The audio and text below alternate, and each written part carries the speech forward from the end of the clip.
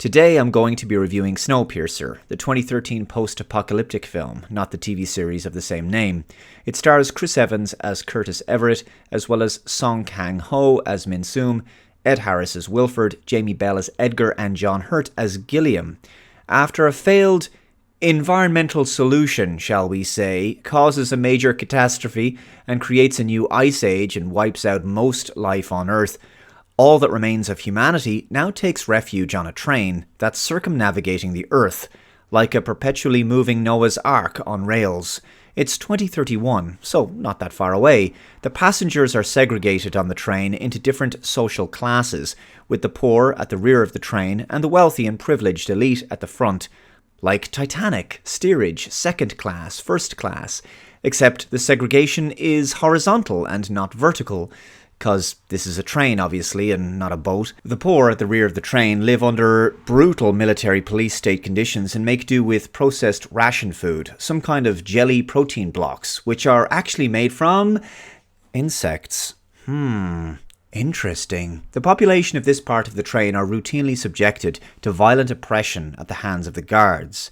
It's certainly an interesting concept to have all of humanity now living on a train with its own cultural norms and class-based structure.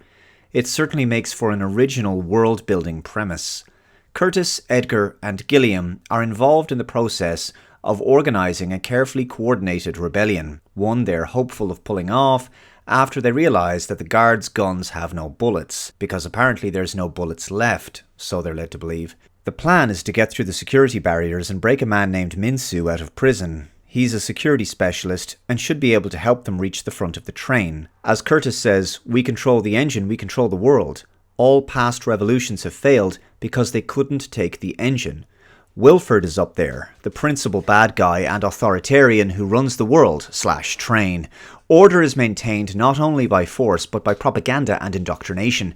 The passengers in the rear of the train are given frequent lectures about knowing their place and accepting the established order and power structure, and never questioning the ruling regime and the order of things. And they're given demonstrations of brutal torture of dissidents as object lessons for those who might be thinking of disobeying in the future. After some immensely violent scenes, the revolutionaries, led by Curtis, make their way to the water supply centre of the train, which they gain control of, thus giving them a tactical advantage and some bargaining power. They continue to make their way through the train from section to section.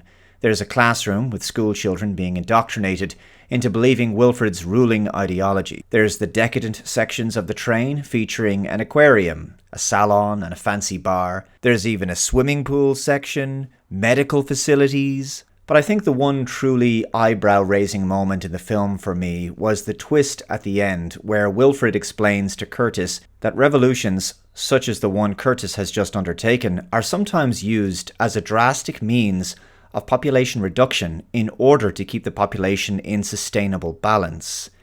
I thought this was quite clever. After all, as he explains, the train is a closed ecosystem with finite space and resources. I thought that aspect of the story was a clever surprise. More surprising still, that John Hurt's character of Gilliam has in fact been working with Wilford all along to encourage Curtis to engage in the revolution in the first place, thus creating the conditions for the guards to kill a substantial percentage of the population of the tail section of the train. This is a means of population control. The film is to be commended for its production design and the ability to tell a contained and tense story within the environment of a train, giving the action a uniquely claustrophobic feeling. Chris Evans and Ed Harris put in especially powerful performances also.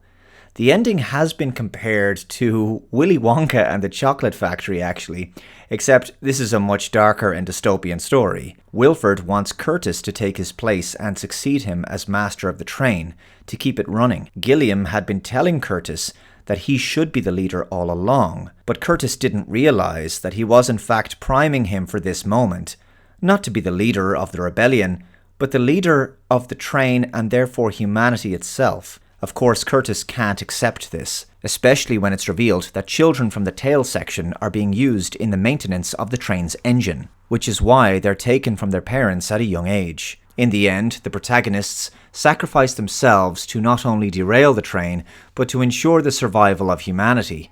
The Earth is beginning to thaw, life wasn't wiped out after all, as evidenced by the existence of polar bears. It's interesting to consider Snowpiercer when it was released 10 years ago, 2013, back when recent world events from the last few years would have been completely unthinkable to most people. To say nothing of the kind of world certain powerful people have designs on for humanity's future.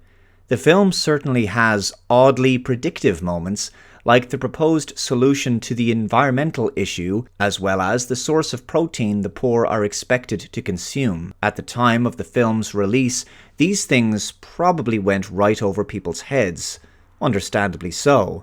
But now, possibly not quite so much. I think Snowpiercer is a well put together film. The slow parts are a bit too slow for me and drag a little bit. I found the film a bit repetitive in places, perhaps because, and I will get some flack for this, I've become increasingly disturbed over the years by senseless graphic violence. Even though it's all just fictitious, I'm reminded of the fact that there's enough horribleness and violence in the real world without consuming it as entertainment, but that's just me.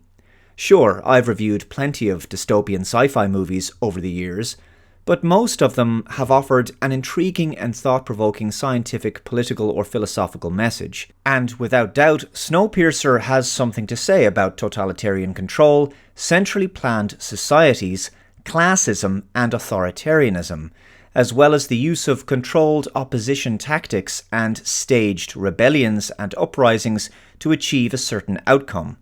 But call me a sensitive snowflake if you like, I just wish it could have communicated these ideas without the need for all of the hacking, slashing, blood, and gore. It's not a bad movie, but personally I found it a tough watch in places. Thank you very much for watching. Let me know your thoughts on Snowpiercer in the comments below. Take care, and I'll see you next time. Bye-bye.